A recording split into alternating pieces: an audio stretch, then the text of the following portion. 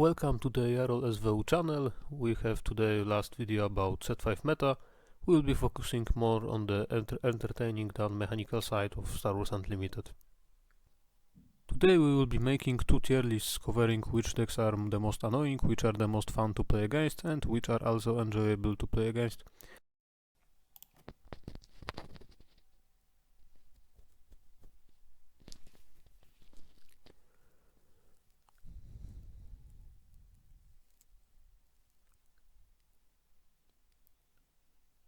First, the most annoying decks to play against. First we have Hanuman Green. If you're playing a normal mid-range game with him in the 5th set, rarely he has strong enough turns to be irritating, but when Chewbacca plays a ship on the second turn, if you're playing any slower decks it can be very irritating.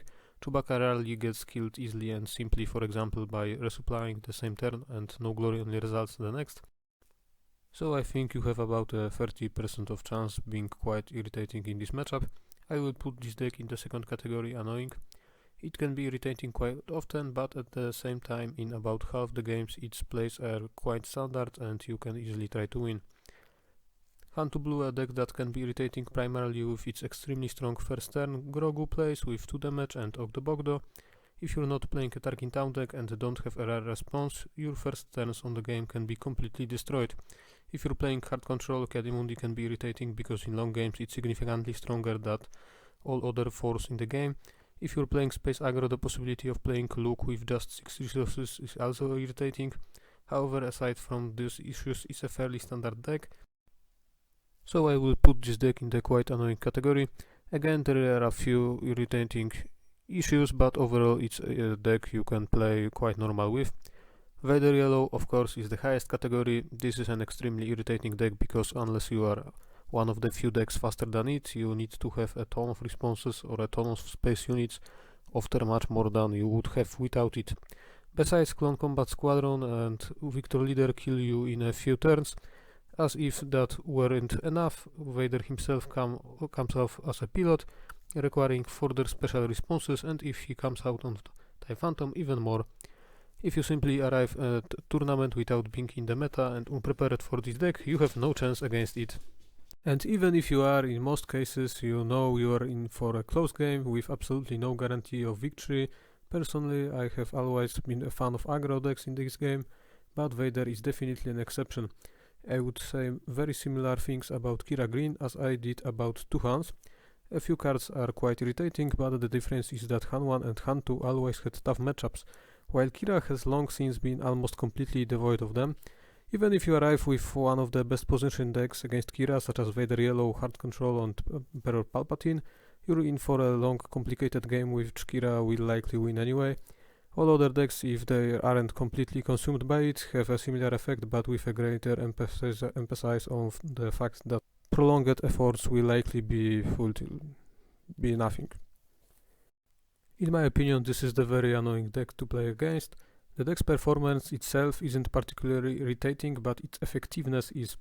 In set 4 I played against an experienced Kira player with several different decks, including at Store Showdown, and regardless of whether the matchup was bad, average or quite good, I lost every time despite presenting solid play.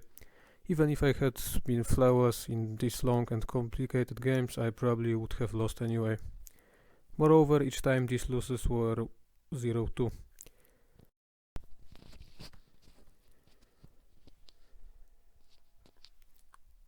Ray DV, if you are playing aggro, is incredibly annoying because there is no way he won't draw unit with restore. Even Ray starting at 6 has 3 restores. Furthermore, even if you play other decks as a midrange, you will simply lose to returning Luke, Home 1, Kelloran back and perhaps Obi-Wan. Even when playing a control deck, be prepared for numerous problems and long battles. Ray lands in the A tier because if you play with a good Ray player, you will face prolonged problems and difficulties no matter what you play. However, thanks to Ray unit has only 3 attack, units with restore has quite low attack usually, you can try trade quite good. Emperor Palpatine, also known as the Destroyer of Force deck after the last sector qualifier. This might surprise some, but for me it's only deck I would consider quite fun to play against, even if you're playing a mid-range deck that's likely to lose due to the Palpatine's late game. You can usually play the game with exceptional freedom and choose whether to try to win with tempo or kill everything Palpatine throws out, and you make it harder for him to use his ability. If you play a very aggressive deck, you get a free win. Only if you play soft control, you risk a long and complicated game. But practically all control decks matches are like this, so it's not unheard of. However, aggro decks and mid-range decks, especially those with acceleration, have their own plan on Palpatine, and even when they lose, they usually play in fairly close games. Han 1 Blue is a version of Han that doesn't have ramp, making it less threatening.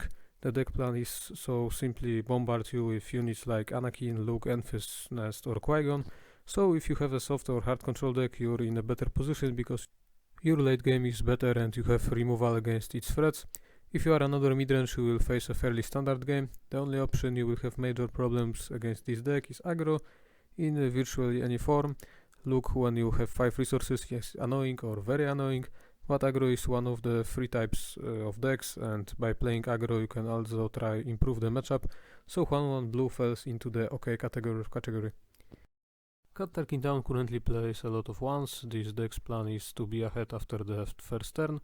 If it weren't for the threat of your turn 1 plate being killed on the first turn, sometimes even with shield, I would consider this deck quite fun to play against.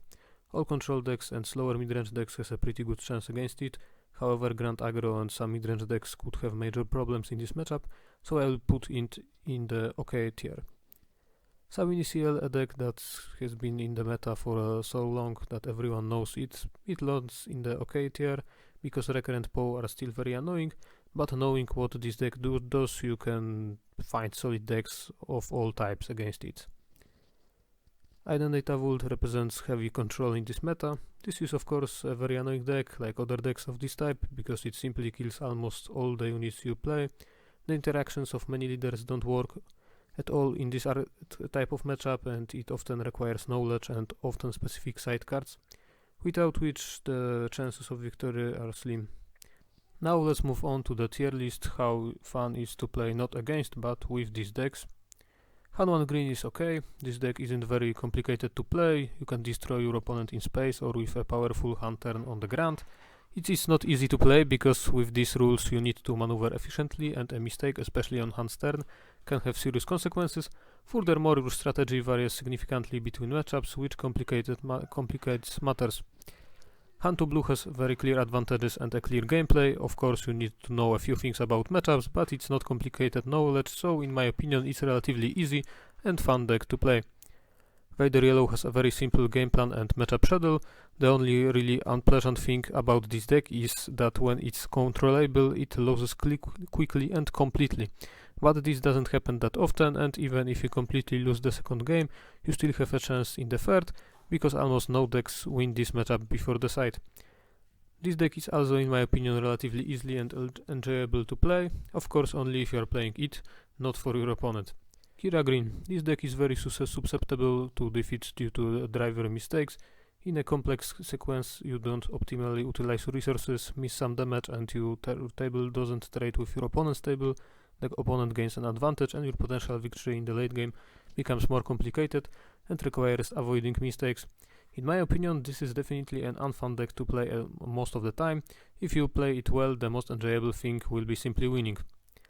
Ray DV is an easy deck to play against aggro, but in almost all other matchups it faces long and difficult games. What's more, Ray has weak stats outside of Restore and some of her early ground units, so you often defend the entire game only to finally bring in a Luke or Kelloran from home one and overwhelm the opponent. So I think it's rather difficult deck to play. It requires too much time and avoiding mistakes to be easy and enjoyable. Palpatine has a significant advantage over opponents, being simply the strongest leader in the game. Your matchup map is simple. You defeat slower decks, try faster ones when they are in space, and shake hands with your opponent if Sabine is playing, unless you're playing the Colossus version, but even then you can only try. Your game plan is usually about surviving until Palpatine's deploy, and then you are in a very good spot. I think playing Palpatine is always quite enjoyable, except when you constantly encounter Sabine, but that's rarely the issue. Han 1 Blue is quite fun deck to play. You have solid plays for the first few turns, then you simply drop Anakin, Luke, Enfys and other strong cards and hope your opponent can't counter them. Furthermore, you have access to Han's mechanic of putting cards to resources, which is considered one of the most fun in the game, so I think it's definitely a fun deck. I think it's not just fun to play against soft-control decks like Reikira or Throne, because you have little chances in the late game, and those decks are still a force to be reckoned with. Catbane, thanks to his strategy of playing 2-1s on the first turn and using Tarkin Town to kill the opponent's turn 1 play, has a simple aggressive plan and a fairly straightforward matchup map. You simply want to avoid control decks, but at the same time you can devote practically entire sideboard for this matchup, so I think it's a very fun deck to play without any issues that would make the game less enjoyable. Sub Initial is a deck that can be difficult to play, even considering how many sets it's already available. From the second set it relies almost constantly on the same things. So if you are a Sabin player, you have probably played this deck a lot and don't necessarily want to continue playing it. Furthermore, while this deck has a simple predictable game plan, its matchup map isn't simple. It faces serious problems with various midranges and soft control decks. Other aggro decks can also have positive win rate against Sabin if it good prepare. However, it's always a dangerous and solid deck, so I think it's okay to play. Annoynig is a hard control deck. Of course, playing this type of deck will result in a long and complicated games. When you win is not a big deal unless you have a very long tournament ahead of you, but when you lose you can feel really tired and discouraged. So in my opinion it's obviously a very difficult deck to play. So that's it. Remember, sometimes playing a fun deck and playing an effective deck are two different things. See you soon. Bye.